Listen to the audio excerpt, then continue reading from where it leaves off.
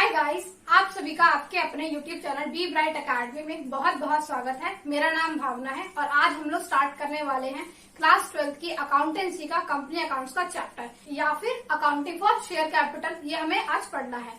तो सबसे पहले आप किसी भी चीज को पढ़ो तो आप इतना ध्यान रखिए कि आप हर एक चीज के बेसिक्स को बहुत अच्छे से कवर अप कीजिएगा, क्योंकि अगर आप बेसिक्स को कवर अप नहीं करते हो, उसका रट्टा लगा लेते हो या फिर छोड़ ही देते हो तो इससे आपको बाद में बहुत दिक्कत आती है। आपको ऐसा लगता है कि आप ये चीज नई नई सुन रहे हो क्योंकि आपने कभी पढ़ा तो है नहीं उसको, और इसकी वजह से बहुत दिक्कत आती है। एग्जाम में भी चीजें समझ में नहीं आती है। और अगर आपको हर एक चीज का मीनिंग बहुत क्लियर होगा तो आपको हर चीज बहुत अच्छे से समझ में भी आएगी। तो चलिए स्टार्ट करते हैं। अब कंपनी अकाउंट्स में पढ़ना है तो पहले हमें कंपनी का मतलब तो पता हो। हम बोलते हैं कि ये कंपनी है, ये कंपनी है। कितनी सारी कंपनीज है हमारे यहाँ पे, टाटा, बिरला, अंबानी, मैं इनका नाम ले रही हूँ क्योंकि ये सबको पता होते हैं। तो ये सारी जो कंपनीज हैं ये एक्चुअली में है क्या, देखिए ये कहीं ना कहीं पे रजिस्टर की गई है। रजिस्टर की गई है मतलब हाँ, जैसे आप अपने घर का डॉक्यूमेंट्स होते हैं तो रजिस्टर कराया जाता है ना, तो ऐसे। या फिर आपने कोई 2 व्हीलर खरीदा, 4 व्हीलर खरीदा, कोई भी ऑटोमोबाइल खरीदा है तो उसको भी तो रजिस्टर कराया जाता है आपके नाम पे। ऐसे ही कंपनी को भी रजिस्टर कराया जाता है कि हाँ भाई ये कंपनी है और ये इसकी है। तो अब इसको रजिस्टर कहाँ पे कराते हैं? कंपनीज एक्ट 2013 में, या फिर अगर इस पुरानी कंपनीज है तो वो पहले वाले लॉ के अंदर भी रजिस्टर होती हैं। पहला वाला लॉ मतलब देखिए कि कंपनीज एक्ट 2013 तो ये नया वाला लॉ है हमारा। इससे पहले कंपनीज एक्ट 1956। अब ये जो 1956 था ये बहुत ज्यादा पुराना था। इसमें बहुत सारे अमेंडमेंट किए गए। अमेंडमेंट मतलब चेंजेस किए गए और उनको इम्प्लीमेंट किया गया, मतलब उनको लागू किया गया था। लेकिन बहुत ज्यादा चेंजेस किए गए थे। कंपनीज एक्ट में टाइम के साथ सारी चीजें बदलती जाती हैं तो काम को करने का तरीका भी बदल जाता है। तो इसलिए एक नया एक्ट लाया गया, कंपनीज एक्ट 2013, और आज के डेट में हम उसी को फॉलो करते हैं।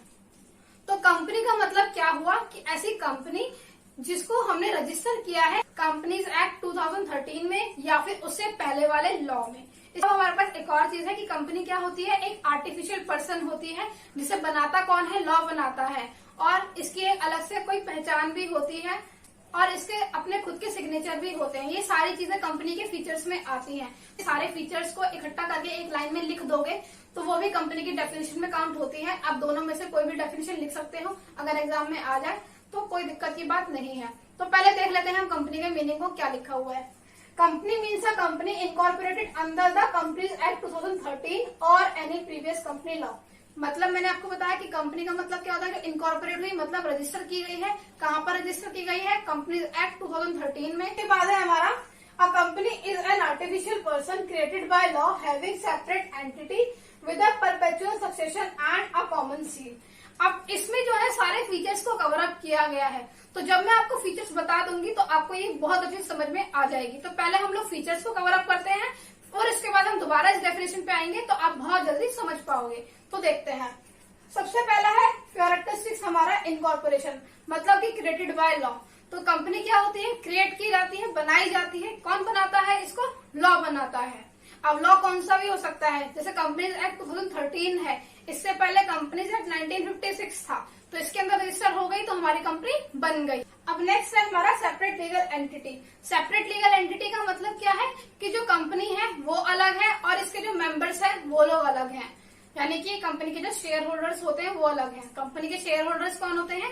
जो कंपनी के शेयर्स खरीदते हैं वो अलग होते हैं कंपनी से। जैसे कि आप अंबानी की बात करें तो अंबानी अलग है और रिलायंस कंपनी अलग है। आप दोनों को मिक्स नहीं कर सकते हो। कंपनी की क्या होती है, सेपरेट लीगल एंटिटी होती है, एक अलग ही पहचान होती है। इसके बाद है हमारा आर्टिफिशियल पर्सन।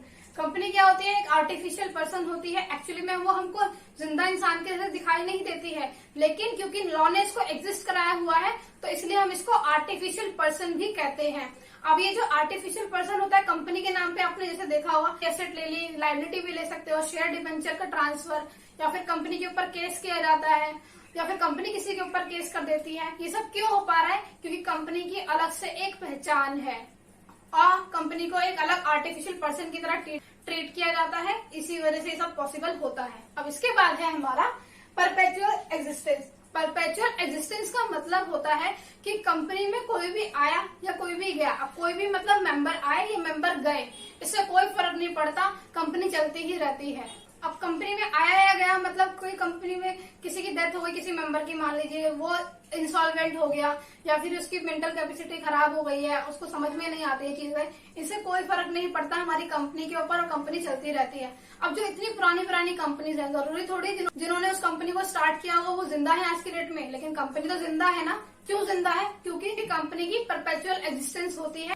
इसका मतलब कि कंपनी को कोई फर्क नहीं पड़ता कि कोई भी मेंबर आए या जाए, कंपनी तो चलती रहने वाली है। अनलेस और अनटिल कंपनी में ज्यादा लॉसेस हो गए तो कंपनी को खुद से बंद कर दिया जाए या डिसॉल्व कर दिया जाए या फिर लॉ ने बोल दिया, वो बात अलग होती है। लेकिन वैसे किसी भी मेंबर के आने या ना आने से कोई फर्क नहीं पड़ता हमारी कंपनी की एग्जिस्टेंस के ऊपर। इसके बाद है हमारा लिमिटेड लायबिलिटी। लिमिटेड लायबिलिटी का मतलब जैसे पार्टनरशिप में होता है कि अगर आपने पार्टनरशिप करी और आपने किसी से उधार ले रखा है और आपकी पार्टनरशिप के अंदर उतना फंड नहीं है, तो पार्टनर्स को क्या करना पड़ता है? अपने घर से सारा पैसा लेके आना पड़ता है और देना पड़ता है, चाहे वो कहीं से भी लाके दे। लेकिन कंपनी के अंदर ऐसा नहीं होता है। अगर आपने कोई कंपनी खोली है तो आपकी जो लायबिलिटी है वो लिमिटेड है। कहाँ तक लिमिटेड है? आपकी शेयर कैपिटल तक, मतलब जितने आपने शेयर्स वगैरह लिए हुए हैं उतने तक, या फिर जितने अमाउंट की कंपनी ने गारंटी दी हुई है आपके नाम पे कि हाँ भाई इतने तक मैं दे सकता हूँ, वहां तक ही आपकी लिमिटेड लायबिलिटी है। उसके बाद आपको आपके घर से सामान लाने की जरूरत नहीं है, घर की चीजें देने की जरूरत नहीं है, आप फ्री हो जाओगे, आपकी लायबिलिटी लिमिटेड ही रहने वाली है। नेक्स्ट है हमारा ट्रांसफरेबिलिटी ऑफ शेयर्स। इसका मतलब क्या है कि हमारे जो शेयर्स होते हैं कंपनी के वो इजिली ट्रांसफरेबल होते हैं। जैसे आपने सुना होगा कि कई लोग बोलते भी हैं कि इस कंपनी का मैंने शेयर खरीद लिया, इस कंपनी का शेयर खरीद लिया, तो वो क्या है? ट्रांसफरेबिलिटी ऑफ शेयर है। एक इंसान खरीद लेता है, दूसरे को बेच देता है, ये चलता रहता है। डेली में जो स्टॉक मार्केट होती है उसमें ये सारी चीजें चलती रहती हैं। लेकिन जो प्राइवेट कंपनी होती है, अभी हम आगे देखने वाले हैं, वो अपने शेयर्स को ट्रांसफर नहीं कर पाती है। अब इसके बाद है हमारा मैनेजमेंट एंड ओनरशिप। कंपनी को चलाने वाले लोग होते हैं कुछ जिन्हें हम जानते हैं डायरेक्टर्स के नाम से। वो डायरेक्टर्स ही कंपनी को चलाते हैं और ऐसा जरूरी नहीं है कि जितने भी मेंबर्स हैं या शेयर होल्डर हैं वो सारे के सारे डायरेक्टर हो। कुछ लिमिटेड लोग ही होते हैं जो कंपनी को चलाते हैं, उसकी मैनेजमेंट को अच्छे से देखते हैं। तो इसीलिए हम कह सकते हैं कि मैनेजमेंट अलग है और कंपनी की ओनरशिप दोनों अलग अलग चीजें हैं। इसके बाद है हमारा कॉमन सील। अब इंसान जो होता है वो तो खुद से साइन कर लेता है, अब कंपनी कैसे साइन करे? तो इसलिए एक कॉमन सील होती है, यानी कि कंपनी का एक स्टैम्प होता है। तो जो भी कंपनी के इंपॉर्टेंट डॉक्यूमेंट्स वगैरह होते हैं जहाँ पर सिग्नेचर की जरूरत पड़ती है वहां पर वो स्टैम्प को लगा दिया जाता है और ये स्टैम्प का बहुत ध्यान रखा जाता है ताकि कोई भी इसका मिसयूज ना कर सके। तो ये तो हमारे हो गए कैरेक्टरिस्टिक्स या फीचर्स। अब हम दोबारा एक बार डेफिनेशन पे आते हैं, आपको अब जल्दी समझ में आएगी। A company is an artificial person. Company क्या है? एक आर्टिफिशियल पर्सन है। Created by law. बनाता कौन है इसको? लॉ बनाता है। Having separate entity with a perpetual succession. इसकी क्या होती है? एक अलग से पहचान होती है, सेपरेट एंटिटी होती है और ये परपेचुअल सक्सेशन पे काम करती है। मतलब कि कोई भी आए कोई भी जाए, इससे हमें कोई फर्क नहीं पड़ता, कंपनी चलती रहने वाली है। And a common seal. और कंपनी का खुद का सिग्नेचर भी होता है। अब इसके बाद है कि हमारी कितने तरीके की कंपनी होती है।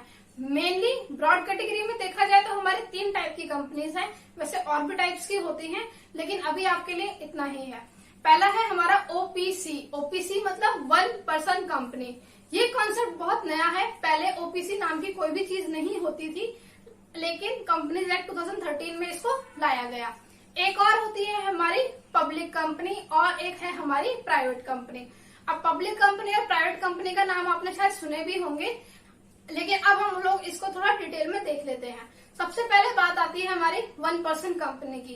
1 पर्सन कंपनी मतलब एक ही बंदा होगा उस कंपनी को चलाने वाला, और वो इंसान कौन होना चाहिए? वो हमारा रेजिडेंट होना चाहिए इंडिया का, और अगर नॉमिनी बनाना है उसको तो वो भी रेजिडेंट होना चाहिए हमारे इंडिया का। तो जो भी लोग छोटे होते हैं और वो कंपनी खोलना चाहते हैं, अब मान लो सोल प्रोप्राइटरशिप नहीं खोलना चाहते हैं और कंपनी ही खोलना चाहते हैं, तो वो लोग क्या करते हैं? 1 पर्सन कंपनी में अपने आप को रजिस्टर करा सकते हैं। और एक इंसान जो होगा, यानी एक पर्सन जो होगा, वो एक ही कंपनी को बना सकता है या फिर एक ही कंपनी का नॉमिनी रह सकता है ओपीसी का। इसके अलावा इसमें ये भी चीजें देखी गई हैं कि paid up share capital 50 lakh रुपए तक है तब तक वो ओपीसी में रहेगी, लेकिन अगर उसकी 50 लाख से ज्यादा की कैपिटल हो जाती है तो उसको कन्वर्ट करना पड़ता है अपने आप को प्राइवेट कंपनी के अंदर। इसके बाद एक और कंडीशन है हमारी कि हमारा अगर एवरेज एनुअल टर्नओवर जो कि 3 साल का होगा वो 2 करोड़ तक ही रहना चाहिए। अगर 2 करोड़ से ज्यादा हुआ तो भी उसको अपने आप को कन्वर्ट करना पड़ जाएगा प्राइवेट कंपनी के अंदर।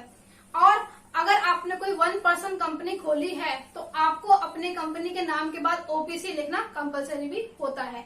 तो ये हमारी हो गई ओपीसी। अब इसको एक बार हम लोग पढ़ भी लेते हैं। देखिए, 1 person company OPC, only 1 person as a member. इसमें मेंबर कौन रहने वाला है? एक ही इंसान रहने वाला है। Paid up share capital ₹50 lakh, मतलब पेड अप शेयर कैपिटल जो होनी चाहिए वो 50 लाख से अंदर अंदर होनी चाहिए, कम कम होनी चाहिए, ज्यादा होगी तो काम नहीं बनेगा। Average annual turnover of 3 years does not exceed ₹2 crore. और जो इसकी एवरेज एनुअल टर्नओवर होती है कंपनी की, वो हमारी कितनी से ज्यादा नहीं होनी चाहिए? 2 करोड़ से ज्यादा। 2 करोड़ से ज्यादा होगी तो आपको अपने आप को कन्वर्ट करना पड़ जाएगा। अब इसके बाद में है हमारा प्राइवेट कंपनी। प्राइवेट कंपनी की एक ऐसी डेफिनेशन भी है कि प्राइवेट कंपनी कौन है? जो पब्लिक कंपनी नहीं है, और पब्लिक कंपनी कौन है? जो प्राइवेट कंपनी नहीं है, क्योंकि ये दोनों एक जैसी नहीं हो सकती है। लेकिन अब इसका हम लोग मतलब देख लेते हैं कि प्राइवेट कंपनी होती क्या है। जो कंपनी 2 या 2 से ज्यादा लोगों से मिलकर स्टार्ट की जाए वो हमारी प्राइवेट कंपनी के अंदर आती है। लेकिन इसमें जो मैक्सिमम नंबर होना चाहिए वो 200 होना चाहिए। 200 तक लोग रह सकते हैं हमारी प्राइवेट कंपनी के अंदर। 200 से ज्यादा एक भी मेंबर हुआ तो क्या हो जाएगा? हमको अपने आप को पब्लिक कंपनी के अंदर कन्वर्ट करना पड़ जाएगा। इसके अलावा इसकी जो शेयर कैपिटल होती है वो प्रिस्क्राइब्ड होती है। मतलब पहले था प्रिस्क्राइब, अब इस चीज को हटा दिया गया। पहले था आपका कि आप minimum paid up share capital जितनी प्रिस्क्राइब की गई है उस हिसाब से रखोगे। लेकिन आज के डेट में क्या है कि आप अपने हिसाब से रख सकते हो अपनी पेड अप शेयर कैपिटल को। जनरली 1 लाख होती है, लेकिन ये एक हार्ड एंड फास्ट रूल नहीं है कि 1 लाख ही होना चाहिए। इसके अलावा क्या है हमारा कि जो प्राइवेट कंपनी के जो शेयर्स होते हैं वो हम इजीली ट्रांसफर नहीं कर सकते हैं दूसरों को, या फिर रेस्ट्रिक्शंस होती हैं। हम अपने कंपनी के अंदर वाले लोगों को तो एक बार ट्रांसफर कर दे, लेकिन बाहर पब्लिक में किसी को भी शेयर हम नहीं दे सकते हैं अपनी कंपनी के।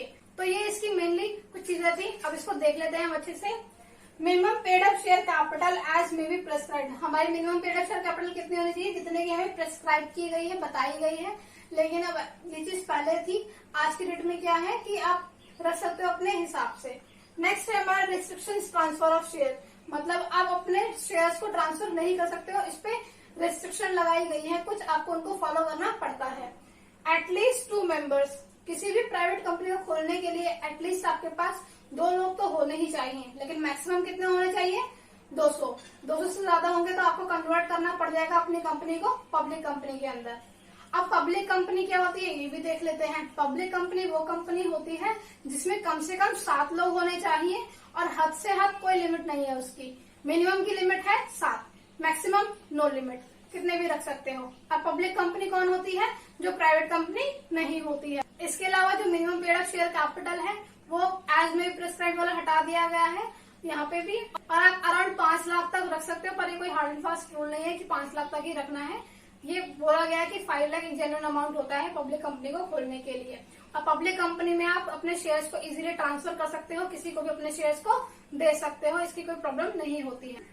अब इसको यहाँ पे क्या लिखा है वो भी देख लेते हैं।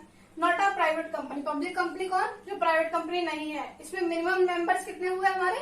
7, और मैक्सिमम नंबर क्या है? कोई लिमिट हमारी नहीं है।